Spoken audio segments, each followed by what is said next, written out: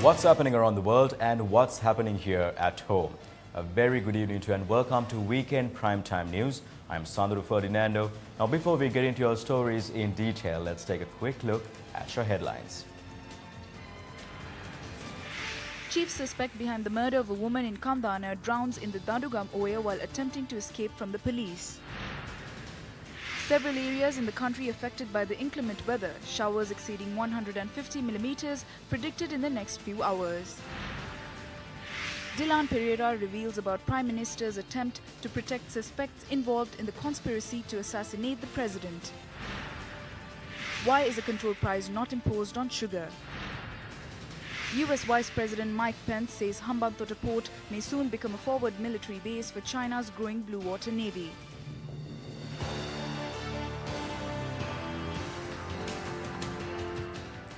Starting off with some local news, heavy rains were experienced in Colombo and several other areas in the country.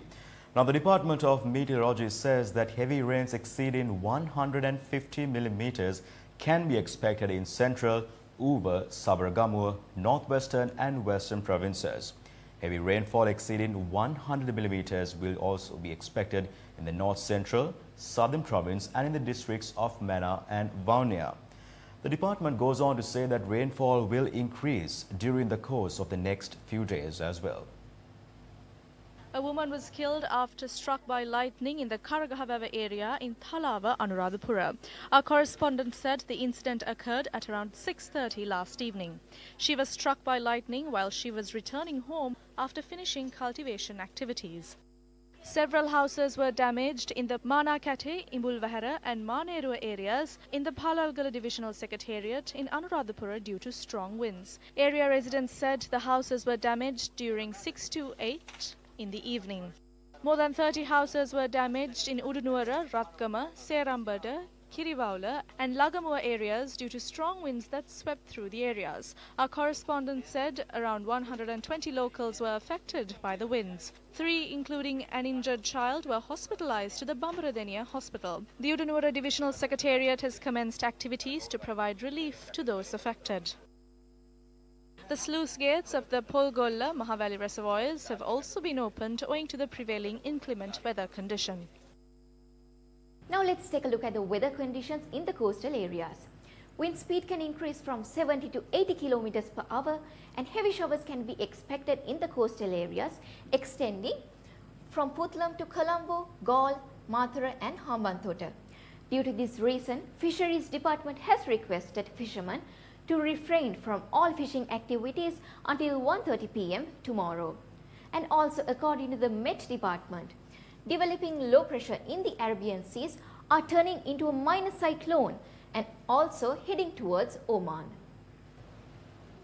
Meanwhile, due to the prevailing rainy conditions, the water levels of Castle Reservoir has increased. A Shramadana campaign was conducted today to extract imperishable waste disposed to the reservoir. The Castlereagh Reservoir covers an area of 285 hectares and is one of the main reservoirs of the national grid. Today's Shramadana campaign was joined by the officials of the Nuwara District Secretariat, security forces, Pradeshya Sabha and residents of the area. Our correspondent said the conflux of the Keselgamu Oya and Dikkoya was filled with solid waste for some time. This Shramadana campaign was organized by the Nuwara branch of the National Aquaculture Development Authority. An awareness program was also conducted for the locals residing near the Keselgamu Oya and Dikkoya canal in line with the Shramadana. In more local news, chief suspect behind the murder of a woman in Kandana has drowned in the Dandugam Oya in Jala while fleeing from police custody. The suspect had escaped police custody while being transported to Colombo after he was arrested in Anuradhapura last night by the officers of the Crimes Unit of the Kalaniya Police Division. Police media spokesperson SP Ruwan Gunasekara said that the deceased Ilandarige Sanjeeva, alias Amunugoda Sanjeeva, was a gang member of an organized crime group. කොට්ටාස අපරාධ විමර්ශනයකගේ නිලධාරීන්ට හැකි වෙනවා මේ අමුණුගොඩ සංජීව කියන මේ ප්‍රධාන සැකකරුව ඊයේ රාත්‍රියේ අත්අඩංගුවට ගන්න ඔහු අත්අඩංගුවට ගන්නේ Anuradha. Crimes unit of the Kalaniya Police Division managed to arrest the suspect identified as Amunugama Sanjeeva last night. He was arrested in Nochiyagama in the Anuradhapura area. We were bringing him to Paliyagoda. While being transported at about 4 a.m. in the morning near the Dandungam bridge in Jayala, he made a request to use the toilet. Based on his request, we stopped the vehicle and took him down near the bridge. That moment, the suspect, who was in handcuffs, assaulted one of our officers with his head and jumped into the Dandungama river. The police acted immediately and took him to the Ragama hospital. He was pronounced dead upon admission. The deceased suspect had served in the army in the special forces under the badge number 77540 and has resigned in the year 2004. He has several cases against him for robberies and murders. There is a case against him for having a hand grenade in his possession in the Valiberia area, allegedly murdering a person in Valiberia and the Torana Junction, and a case for robbing 70 million. He has a number of cases. කොල්ල කෑමේ සිද්ධියක් සම්බන්ධයෙන් ආදී වශයෙන් නඩු ගණනාවක් තියෙන පුද්ගලයෙක්. Police spokesperson said shooting was carried out based on a contract given by Ganemulla Sanjeeva, who is currently in prison to kill the criminal gang leader Pathaduvana Ajit on the 30th of last month. The suspect had shot the wrong target, killing a woman. Police media spokesperson SP Ruwan Gunasekara said he had accepted the contract in exchange for 1 kilogram of heroin. The deceased 40-year-old woman was a resident of Velikundara area in Jayala. Deputy Minister of Law and Order Nalin Bandara convened a media briefing in Colombo today. He commented on the actions taken with regard to the police officer in Tembuwana. With regard to the Tembuwana police officer's incident, we have to consider whether he was unfairly treated by a senior officer. There is someone called D.A. Vikrama Pereira Gunawardana in the Uduvar area in Millania Divisional Secretariat. He is a Samurdhi officer who owns the lorry and 6 sand docks in the area. It was also revealed that his wife is a member of the Millania Pradesh Sabha. Further investigations will reveal that conditions of the license were violated and what steps will be taken with regard to the areas. This is not a government that execute different laws based on the positions. The law will be equally enforced on everyone.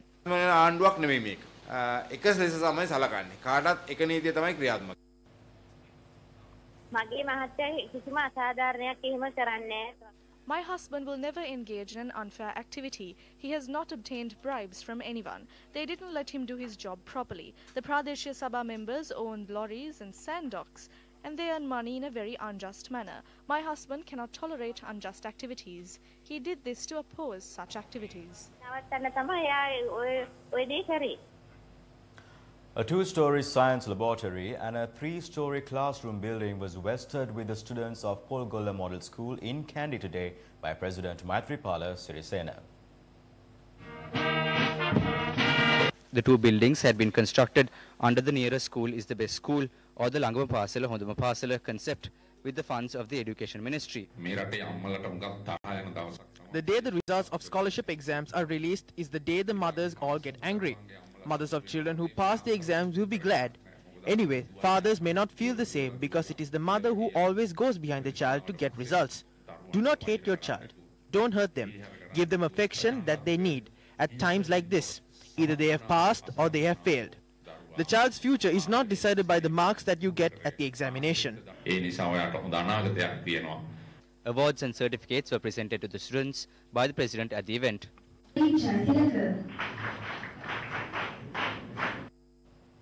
U.S. Vice President Mike Pence launched a broad attack against Beijing, accusing China of predatory economic practices, military aggression, and against the U.S. and of trying to undermine President Donald Trump and harm his chances of winning re-election. Now addressing a gathering at the Hudson Institute of U.S. Vice President repeated claims that Beijing is using billions of dollars infrastructure loans to countries across the world to tie them to the Chinese government, a practice termed debt diplomacy. Now, in particular, Pence referred to Hambantota port in Sri Lanka as well. Just ask Sri Lanka, which took on a massive debt to let Chinese state companies build a port of questionable commercial value. 2 years ago, that country could no longer afford its payments, so Beijing pressured Sri Lanka to deliver the new port directly into Chinese hands. It may soon become a forward military base for China's growing Blue Water Navy. However, speaking to CGTN, chairman of the Sri Lanka Port Authority, Dr. Parakrama Dissanayake, denied Pence's attack over issues between Hambantota Port and China. At this point of question of a debt trap does not apply. We are looking at Hambantota emerging as a transshipment gateway for industrial traffic. What we must understand is that there is superpowers more and more interested in the Indian Ocean for its resources and geopolitical reasons. So we must be cautious that Sri Lanka make sure that our ports are only used for peaceful purposes, and all possible actions, laws have to be strengthened. 2 ships, Kaga and Inazuma, belonging to the Japan Maritime Self-Defense Force, arrived at the port of Colombo on a goodwill visit. A trio of Indian Navy ships arrived at the port of Trincomalee. Japan's largest warship, the Kaga helicopter carrier, arrived at the Colombo port on a 5-day goodwill visit. Defense Secretary of Pakistan, retired Lieutenant General Ikram-ul-Haq, along with a high level of delegation, will arrive in Sri Lanka. The People's Liberation Army Navy ship Hai Yang Do arrived at the port of Colombo on a goodwill visit. There was a time when Sri Lanka and most Asian countries were strangled for development with the controlled assistance coming from the IMF, which we think is the influence of the Americans. And then we were really, our economies were moving backward rather. So at a time like that, the Asian region depended heavily in donors and people and countries which came forward, like China, to assist us in that struggle. So India has come in a big way to give us a hand at a time when the states were influencing IMF, who had a very strong influence over the IMF, did not extend that liberal free hand to countries like Sri Lanka. Therefore, the concern expressed by Americans at this moment of time, accusing of various things of influences by China, cannot be taken as a friendly, as a sort of a friendly comment. The question we have to ask America now is, what did America do to assist us at the time of need for us to move forward and carry forward our stagnating economy at that time? International Monetary Fund has appointed Geeta Gopinath as the new chief economist to succeed Maurice Obstfeld at the end of this year. As an expert on trade, exchange rates, monetary policy and public debt, Gopinath is tasked with adapting the IMF's role in a world beset by an emerging market crisis and disillusionized with globalization. In addition to being the IMF's economic counselor, Gopinath will be director of the body's research department, becoming the first woman to do so. Before moving to America for her master's and PhD in economics, Gopinath pursued her undergraduate and graduate degrees in economics from Lady Shri Ram College and the Delhi School of Economics. The new tax structure imposed on sugar prices has resulted in the increase of the price of a kilo of sugar. However, the profits are enjoyed by just 3 businessmen. On the 17th of February, the Finance Ministry took steps to introduce a new levy on sugar prices, removing the previous special commodities tax of 31 rupees imposed on sugar. At present, the tax component of a kilogram of sugar is about 43 rupees. According to the Finance Minister, these measures were taken due to the drop in the price of sugar in the world market, and retail markets will not be affected by this decision. However, the price of a kilogram of sugar, which previously stood at 91 rupees, now exceeds 100 rupees. The price of a kilogram of sugar has increased by nearly 15 rupees in the wholesale market. The price of a kilo of new sugar stocks have increased to nearly 105 rupees. This may further increase in the near future. The price of a kilo of sugar, which previously stood at 90 to 91 rupees, has increased due to duties of 12 to 14 rupees. Wholesale prices are expected to increase to 105 rupees next week. Prior to the change in the tax structure, all sugar stocks in the country were purchased by Pyramid Wilma Private Limited, Wilson Trading Company and Pallegoda Trading. Importers say that Pyramid Wilma had purchased a majority of stocks. It was revealed at the Cost of Living Committee that nearly 60,000 metric tons of sugar is in the possession of the three companies. The increase in taxes paved the way for these companies to earn a minimum profit of 600 million rupees with a profit margin of 10 rupees per kilogram of sugar. We have now witnessed a scandal in the sugar sector. Our country has an ample supply of sugar. The government should be aware of the value of sugar imports and the amount of sugar stocks available in the country. The government was aware of this and imposed a duty on the price of sugar. Imagine the gain in profits earned by the owners of these sugar stocks, following the increase of 15 rupees per kilo. Who is this sugar importer? Such illegal contracts were in operation during Mahinda Rajapaksa's government, and this is continuing even now in the present government. This is the problem in our country. Certain individuals have power in every government. These sugar importers are those who partnered with the Chinese companies, who were linked with Shangri-La. They benefited from the previous regime and now benefiting from the current government. There is no fear since Malik Sarmavikrama has agreed to comply with those who have previously dealt with Mahinda Rajapaksa. On the 2nd of October, Cost of Living Committee decided to impose a control price for sugar. Accordingly, the wholesale price of a kilo of sugar will be 95 rupees and the retail price of a kilo of sugar will be 100 rupees. Though the Ministry of Industry and Commerce was required to impose a control price, the ministry had not taken any measures regarding this matter. The Consumer Affairs Authority will be in charge of gazetting the control price. The present chairman of Consumer Authorities ignores the increase in prices. However, this is not the case before. Prices of any product was not permitted to increase. When milk prices were increased, even if a committee was appointed, the former chairman would not permit price increases. Even if he received death threats, he would not increase and maintain prices in line with the international markets. It was a very efficient group. However, the newly appointed chairman is a former employee of the Prima Group and has represented the organization previously. This is a conflict of interest, and therefore I request Minister Rishad Batudin to cancel his appointment immediately. The Gold Train Tour, which was to be held in line with the International Children's Day organized by Kids First, has been postponed until further notice due to the prevailing inclement weather. The Kids First team requests all parents to not arrive at the Fort railway station at the Dharmapala Udyanga in Galle in the morning tomorrow. Moving on to more news, children maintain a close relationship with the environment, but taking care of them while they are spending their leisure time is not an easy task.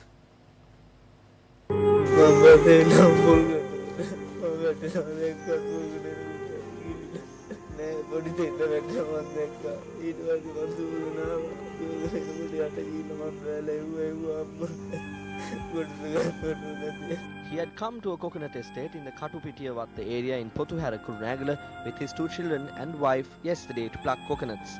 Previously, his family was living in a house in Maspotha.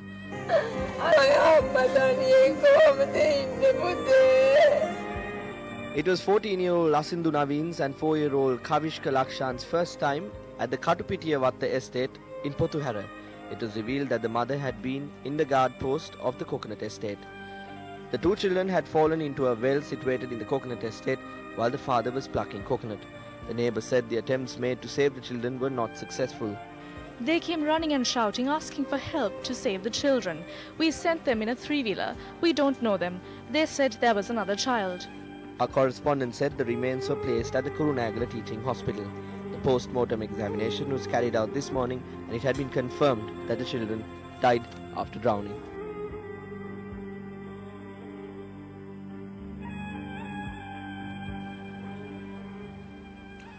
The 134th Model Village under the Samata 7 program declared open today. The event was held under the auspices of Minister of Housing and Construction and the Deputy Leader of United National Party, Sajith Premadasa.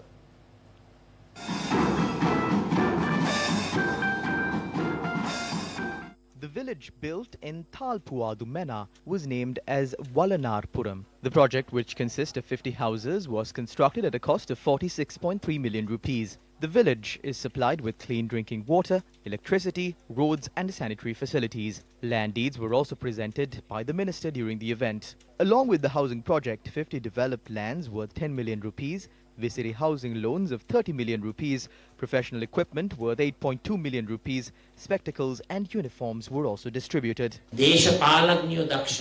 Politicians are talented in presenting statistics. People may talk about the economic growth rate, unemployment, per capita income. These are some theoretical words of economics, but we at the Ministry of Housing and Construction check if the people are satisfied. You can show different tricks with statistics, but you shouldn't play with the happiness of the people. No one can deceive the people. By 2025, we will build 2,000 villages.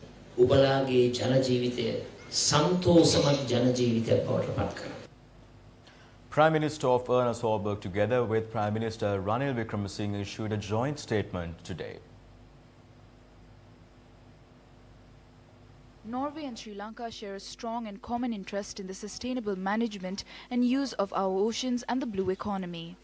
The statement says Norway and Sri Lanka share the conviction that safeguarding the fragile marine environment must be a priority. It states Norway and Sri Lanka both value the importance of free trade and open and secure access to international waters. Norway has invited Sri Lanka to participate in the Our Ocean Conference to be held in Norway in October 2019. The statement added that Sri Lanka is well positioned to become a trading and maritime hub.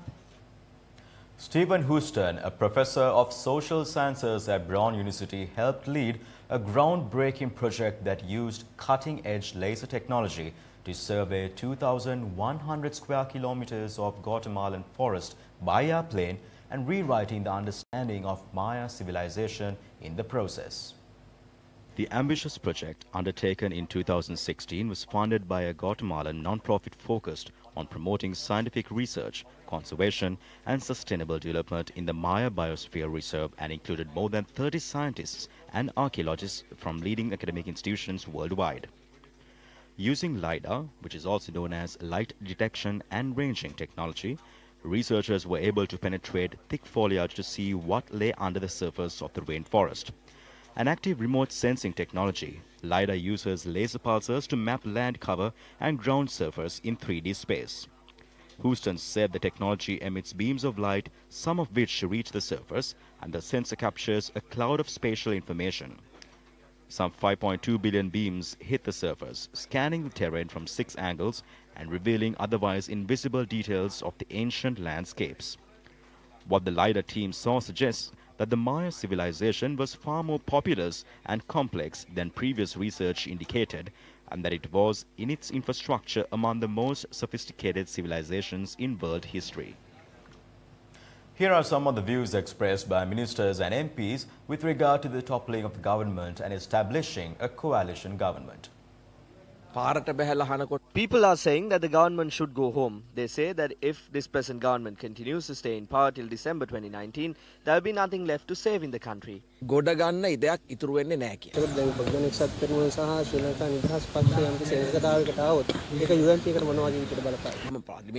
are no parties in the parliament other than the SLPP and the UPFA. We know that a large number of ministers from the UNP are ready to cross over to our party if the ministers in the UPFA agree.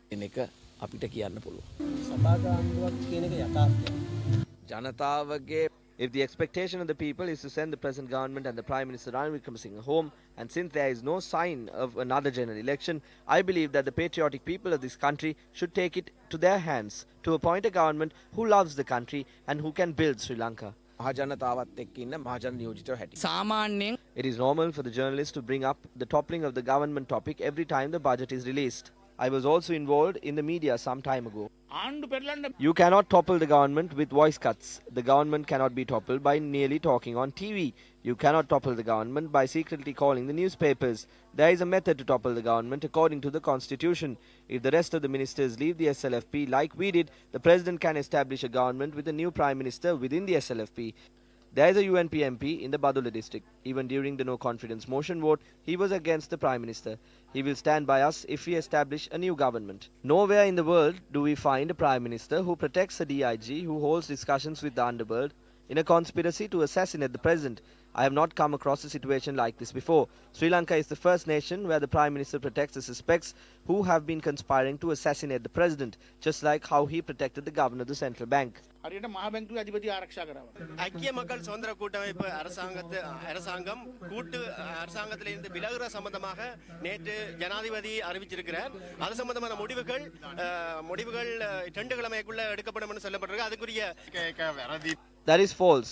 A committee was not appointed to make a decision to remove the UPFA from the government. A committee has been appointed to hold discussions about the economic situation of the country and the election method and to make a decision. We will present a report on that. The Chinese company constructed this for the first time free of charge. If this was constructed, we will not be able to cover the expenditure. So we told them that we will give them 50 acres and requested them to construct this for us. Now they have given this on a 99-year lease. Can we get this back? The time has come to voice our objection over this. There are talks about a coalition government. We are not ready to join any government which will attempt to sell the country. Let me once again remind you on the Kids First program. The Gold Train Tour, which was to be held in line with International Children's Day organized by Kids First, has been postponed until further notice due to the prevailing inclement weather. The Kids First team requests all parents to not arrive at the Fort Railway Station and the Dharmapala Udyana in Galle in the morning tomorrow.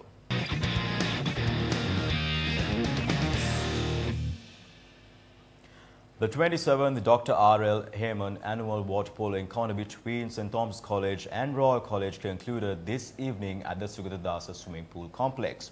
The final aggregate score stood 16-15 in favor of Royal College. This was the 27th water polo encounter between the two schools.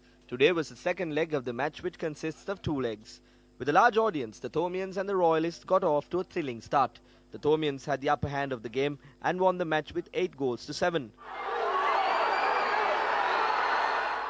The Dr. R.L. Heyman Trophy is awarded to the team that obtains the most number of goals at both legs.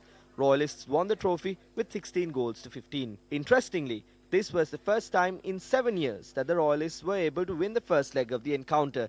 Meanwhile, the Thomians have been dominant for the last 5 years. Before we wrap up the news, Old Eluwan Kuluma Road along the Puttalamana main road has been temporarily closed from the Shoe Bridge area as a result of heavy rains. Valipan interchange on the Southern Expressway has also been temporarily closed as a result of heavy showers inundating the road. And with that, we wrap up news for tonight. Do join us again tomorrow with the very latest for the News First team. I'm Sandhu Ferdinando. Do take care and good night.